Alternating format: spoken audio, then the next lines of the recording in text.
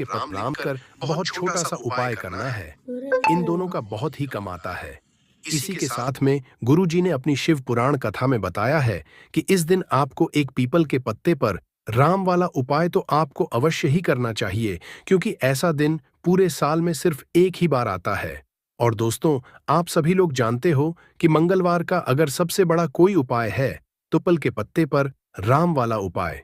तो दोस्तों, मंगलवार के दिन आप लोगों को इस पीपल के पत्ते पर राम लिखकर बहुत छोटा सा उपाय करना है। बहुत सारे लोग होंगे जिन लोगों ने इस उपाय को ना किया हो, मतलब पूरा साल निकल गया, उन्होंने किसी भी दिन इस पीपल के पत्ते पर राम वाला उपाय को ना किया हो। पर दोस्तों, आपके पास एक पहला मौका बचा हुआ है। अगर इस वाले उपाय को कर लिया तो आपको इस उपाय को करने का वह फल मिलेगा जिस आपने कभी कल्पना भी नहीं करी होगी। इसीलिए आप लोग इस वाले उपाय को एक बार जरूर कर लेना है, ताकि आप लोगों के हाथ से यह मौका ना जा सके और आपको इस उपाय को करने का फल मिल सके। दोस्तों, यह उपाय पंडित जी ने अपनी अभी की ही श्री शिव महापुराण की कथा में बताया है। जी, इस उपाय को आज हम आपको बहुत अच्छे से समझाने वाले हैं। इस वीडियो को देखने के बाद इस उपाय को समझने के लिए आपको कोई और वीडियो को देखने जरूरत तो उसको करते हैं। देखिए, इस कल के दिन यह इतना खास होता है, इतना महत्वपूर्ण होता है। देखा गया है, कभी कभी बड़े बड़े पूजा पाठ अनुष्ठान से जो मनोकामना पूर्ण नहीं होते, एक छोटे से उपाय करने से ही आपकी मनोकामना पूर्ण हो जाती है। और बहुत सारे लोगों ने इस उपाय को किया भी, और उनको इस उपाय को करने का फल भी जरूर मिला है। अगर आप लोग भी इस उपाय को करना चाहते हैं तो आप इस उपाय को पहले अच्छे से समझ लेना, सुन लेना, उसके बाद करना। आपको इस उपाय का फल जरूर मिलेगा। और इस उपाय को कर लेने से आपके घर में चाहे किसी भी प्रकार की दुख और समस्या क्यों क्यों ना चल रही हो, आपको उसका कारण भी नहीं पता है कि भाई ये समस्या किस कारण से चल रही है। उसका कुछ भी कारण हो सकता है, जैसे पितृ हो सकता है या किसी भी तरह का मंगल दोष भी हो सकता है। तो इस दिन आप लोगों को यह वाला उपाय कर लेना है। यह एक ऐसा उपाय है जिस उपाय को अगर किसी विशेष दिन पर किया जाए तो भाई उस विशेष दिन का जो है वह तो हमें मिलता ही मिलता है। पर हमने उस दिन पर इस उपाय को किया है तो हमें उससे भी बड़ा फल मिलता है, और फल बहुत जल्दी मिलता है, क्योंकि आप इस उपाय को बहुत ही बड़े और विशेष दिन पर कर रहे हो। तो चलिए, अब उपाय के बारे में बात करते हैं। उससे पहले आप लोगों को यह जानना आवश्यक है कि आखिर यह उपाय किस समय करना है, किसको करना है और कैसे करना है। तो चलिए, हम आगे आपको वीडियो में एक एक करके बता देते हैं। लेकिन उससे पहले, अगर आप लोग हमारे चैनल पर पहली बार आए हैं या फिर मेरी आवाज आज पहली बार सुन रहे हैं, तो हमारे चैनल को सब्सक्राइब जरूर कर लेना और इस वीडियो को लाइक करके कमेंट बॉक्स में श्री शिवाय नमस्तु, भयंकर ओम नमः शिवाय जरूर टाइप कर देना। तो दोस्तों, इस पीपल के पत्ते पर वाला उपाय को हमें इस मंगलवार के दिन कैसे करना है, किसको करना है, किस करना है और हम करना है, ये इस में आएंगे। और जो ये देखेगा उपाय जरूर करना चाहिए, क्योंकि इस दिन पीपल के पत्ते का भी बहुत ही बड़ा और विशेष महत्व होता है। आ जाए पीपल के पत्तर राम वाला उपाय की, तो ये सोने पर सुहागा वाली है और ये एक बहुत ही बड़ा उपाय हो जाता है मंगलवार का। तो अब दोस्तों, इस पीपल के पत्ते पर राम वाला उपाय को आखिर करना किसको है, सबसे पहले हम लोग वह बात जान लेते हैं। तो देखो, घर की जो बड़ी माताएं बहनें होती हैं, उन माताओं बहनों में से कोई भी एक बड़ी माता बहन इस वाले उपाय को कर सकती है। और दोस्तों, अगर आप चाहें तो अपने घर में से सभी सदस्यों को भी इस उपाय को करवा सकते हैं। अगर किसी व्यक्ति की खुद की कोई मनोकामना है, खुद की कोई दुख और परेशानी है जो कि वह लिए ही करना चाहता है, इस वाले उपाय को तो वह खुद अपने लिए भी कर सकता है। बाकी अगर कोई घर में से ऐसा है जो कि अपने पूरे घर परिवार की सुख और शांति के लिए यह वाला उपाय करना चाहता है, तो भाई वह भी कर सकता है। उसमें भी कोई दिक्कत वाली बात नहीं है। कहने का मतलब यह है कि इस उपाय को हर एक सदस्य भी कर सकता है, और पूरे घर परिवार के सदस्य के लिए घर की बड़ी माताओं बहनों में से कोई एक माता बहन भी कर सकती है। माता बहनें अगर घर में उपस्थित ना हो या वह यह वाला उपाय ना कर पा रही हो, तो फिर घर का कोई सदस्य भी इस पीपल के पत्ते पर राम वाला उपाय को कर सकता है। चाहे फिर वह पुरुष ही क्यों ना हो, उसमें कोई भी दिक्कत वाली बात नहीं है। उसके बाद में दोस्तों, जो अगला प्रश्न निकल कर आता है वह ये आता है इस उपाय को लेकर कि आखिर इस उपाय को हमें किस समय करना है, सुबह के समय करना है कि शाम के समय करना है। तो देखो, वाले उपाय को आप लोग सुबह के समय भी कर सकते हो और शाम के समय प्रदोष काल में भी कर सकते हो। अब अगर आप पूछो कि भाई साहब सबसे उत्तम समय कौन रहेगा इस पीपल के पत्ते पर राम वाला उपाय को करने का, तो हम आपसे बस यही कहेंगे कि इस उपाय को आप सुबह के समय करेंगे तो ज्यादा बेहतर होगा। बाकी अगर प्रदोष काल शाम के समय भी करेंगे तो भी अच्छा होगा, उसमें कोई भी दिक्कत वाली बात नहीं है।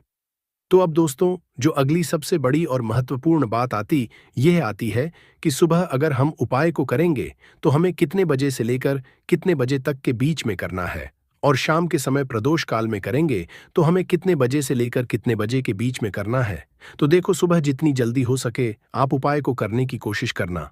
बाकी अगर किसी कारणवश लेट भी हो जाओ, थोड़ी देर भी हो जाए, तो 10 या 11 बजे तक भी आप उपाय कर लेना, पर 12 बजे से ज्यादा देरी ना हो। ठीक है, बात का ध्यान रखना। उसके बाद में दोस्तों, अगर शाम के समय प्रदोष काल की बात करें, प्रदोष काल का जो समय होता है वह शाम के 6 बजे से शुरू हो जाता है। मतलब शाम के 6 बजे से लेकर 7 बजे के बीच का जो समय होता है, ये समय प्रदोष काल का समय होता है। तो आप इस उपाय को 7 या 8 बजे के बीच में भी कर सकते हो। मतलब शाम के 6 बजे से रात 8 बजे के बीच में आप कभी भी इस वाले उपाय को कर सकते हो। उसमें दिक्कत वाली बात नहीं है। हमें किसी भी दिन आपको पीपल के पत्ते पर राम लिखकर बहुत छोटा सा उपाय करना है। ऐसा समझ लीजिए, जितने भी आपके शत्रु है, जो भी आपके विरोधी है, दुश्मन है, जो आपको हर तरफ से परेशान कर रहे हैं, अब उन शत्रुओं की अकड़ निकलेगी। शत्रु का किया कराया भी तुरंत हट जाएगा। जब मंगलवार में आप इस छोटे से उपाय को करेंगे तो देखिए, आज की वीडियो विशेषकर उन लोगों के लिए ही है जो अपने जीवन में शत्रुओं से और दुश्मन से बहुत ज्यादा परेशान हो चुके हैं। देखिए, जगत जनन जागदम्बा का हम मंगलवार में पूजन करते हैं और उनसे जुड़े हुए उपाय करते हैं। साथ ही साथ आपको बता दें कि मंगलवार में संकट मोचन हनुमान जी का पूजन करने से और उनसे जुड़े हुए कुछ उपाय करने से जीवन के बड़े से बड़े कष्ट भी क्षण भर में दूर हो जाते हैं। तब बहुत कम समय में आपके शत्रु और आपके विरोधी आपके जीवन से दूर हो जाएंगे। आपके दुश्मन लाख कोशिश करने के बाद भी आपका बाल भी बांका नहीं कर पाएंगे, अगर आप मंगलवार में इस छोटे से उपाय को कर लेते हैं। अब देखिए, आज का जो समय है यह कलयुग का समय है, और कलयुग के एकमात्र देवता जो अपने भक्तों के जीवन से सारे कष्टों को दूर कर देते हैं, वह स्वयं है संकट मोचन हनुमान जी। और संकट मोचन हनुमान जी का पूजन अगर आप मंगलवार में करते हैं और उनसे जुड़ा हुआ यह छोटा सा उपाय अगर आप मंगलवार में किसी भी दिन कर लेते हैं, तो ऐसा समझ लीजिए, आपके जो शत्रु हैं, आपके जो विरोधी, आपके जो दुश्मन हैं, ये किसी भी तरह से आपको परेशान करने का प्रयास कर लें, आपका भी बांका नहीं कर पाएंगे। दूसरी चीज, अगर आपके शत्रु ने आपके ऊपर कोई भी तंत्र मंत्र करवा रखा है, कोई भी जादू टोना, कोई भी ब्लैक मैजिक आपके ऊपर करवा दिया है या करवाने का प्रयास कर रहे हैं, ऐसा समझ लीजिए, वह किया कराया आप तक पहुंचेगा ही नहीं। और अगर आप तक पहुंच गया है, कोई भी ब्लैक मैजिक तुरंत हट जाएगा जब आप इस छोटे से उपाय को मंगलवार में करेंगे। देखिए, उपाय छोटा है लेकिन बहुत महाचमत्कारी है। मतलब उपाय को करने में ना तो आपका ज्यादा समय जाएगा, ना ही इसमें आपके ज्यादा पैसे लगने वाले हैं। और ऐसा समझ लीजिए कि एक बार ही अगर आपने इस उपाय को मंगलवार में कर लिया तो इसका महादिव्य चमत्कार आप खुद देख लेंगे। तो मंगलवार के जो 9 दिन होते हैं, ये बहुत ही सिद्ध दिन होते हैं। मतलब मंगलवार के दिनों में 9 माता रानी हमारे घरों में आती हैं, अपने भक्तों के जीवन से कष्टों को दूर करती हैं। साथ ही साथ आपको बता दें कि मंगलवार के टाइम पर जब भी आप संकट मोचन हनुमान जी के उपाय करते हैं, मां दुर्गा की आपको असीम और विशेष कृपा मिलती है। मां दुर्गा आपसे बहुत जल्दी प्रसन्न होती है और आपके सारे संकटों को वह दूर कर देती है। तो पीपल के पत्ते में और पीपल के पेड़ में होता है देवी देवताओं का वास। पीपल के पेड़ में श्री हरि विष्णु साक्षात मां लक्ष्मी वास करती है। पीपल के देव में हमारे पितरों का वास होता है। पीपल का जो पेड़ होता है, इसका पूजन करने से शानी देव की कृपा, उनका आशीर्वाद मिलता है। और का पत्ता जो है, इसका उपाय मंगलवार में करने से व्यक्ति के जीवन से बड़े संकट और कष्ट दूर हो जाते हैं, जिसमें कि शत्रु और आपके दुश्मन जो हैं, यह पूरी तरह परास्त हो जाएंगे, चारों खाने चित्त हो जाएंगे और कभी भी आपका कुछ नहीं बिगाड़ पाएंगे। अगर यह उपाय आप करते हैं तो देखिए, यह उपाय स्त्रियां भी कर सकती हैं, पुरुष भी कर सकते हैं। किसी भी दिन आप इस उपाय को कर सकते हैं, ठीक है ना? इसमें दिन आपको नहीं है कि किस दिन करें, जिस दिन आप चाहा उस दिन इस उपाय को आप कर सकते हैं। तो मंगलवार के दिन आपको पीपल का पत्ता तोड़ना नहीं है, उससे एक दिन पहले ही तोड़कर आप पीपल का पत्ता ले आ, या गिरा हुआ जो पत्ता होता है पीपल का वह आप ले लें। ठीक है ना? बस इस चीज का आपको ध्यान रखना है कि मंगलवार के दिन पीपल के पेड़ से कोई भी पत्ता हम नहीं तोड़ते हैं। इस चीज का आपको विशेष ध्यान रखना है। तो आपको लेना है पीपल का एक पत्ता, शुद्ध जल से उसे साफ कर लेंगे पहले, जिससे कि धूल मिट्टी अगर पीपल के पत्ते पर हो तो वह हट जाए। फिर गंगा जल का थोड़ा सा छिड़काव यानी थोड़ी सी छींटे आपको इस पीपल के पत्ते पर मारनी है, और इस पीपल के पत्ते को फिर कपड़े से पोंछकर आपको साफ कर लेना है, बिल्कुल सूखा लेना है। अब आपको लेना है थोड़ा सा सिंदूर, जो केसरिया वाला सिंदूर आता है जो हम संकट मोचन हनुमान जी को चढ़ाते हैं, वह सरिया सिंदूर आपको लेना है। थोड़ा सा जल डाल के इसे गीला कर लेंगे, और इसी सिंदूर से इस पीपल के पत्ते पर आपको भगवान राम का नाम लिखना है।